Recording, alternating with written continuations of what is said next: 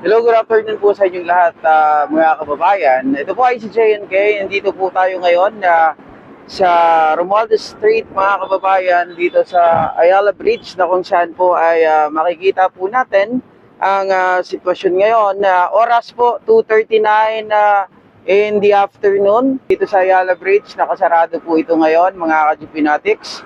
At ito po sa mga dumadaan ngayon dito, ay wala pong hanggang ngayon, no? Nakikita po natin, yan po yung trapiko at the same time wala po tayong nakikita dito ngayon na mga nagrarally, no?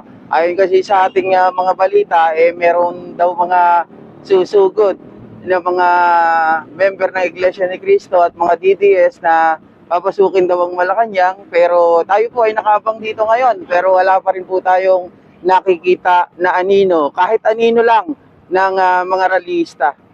So ito po, nandito pa rin po tayo ngayon sa Ayala Bridge, mga ka-GPnatics, at makikita nyo po ang sitwasyon ngayon. Mag-aalas 5 na po, 4:39 ng hapon, at makikita po natin yung barikada dito. Nandito pa rin po, at sa loob ay makikita po natin yung mga container van at syempre yung mga kapulisan po natin na nandito nakaantabay. Nag-aabang pa rin po sa mga posible po na lumusob dito ng mga rallyista, pero so far pa naman po ay napakapayapa po ng lugar na ito, at makikita nyo po na ayan, wala pong ka-traffic, walang mga sasakyan.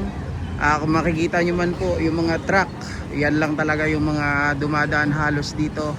At yan ang kaganapan po dito ngayon. Maliwalas, kita nyo naman yung mga kapulisan natin. Ayan, naka-standby lang sila, mga kababayan. Wala ka effort, di ba? Nagpapahinga lang at nag-aabang kung sakali na meron pong mga rallyista na susugod sa lugar na to ngayong hapon.